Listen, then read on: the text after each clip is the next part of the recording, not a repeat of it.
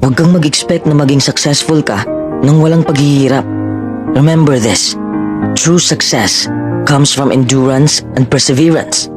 Kung madali lang maging successful sa buhay, edi sana'y successful na tayong lahat, di ba?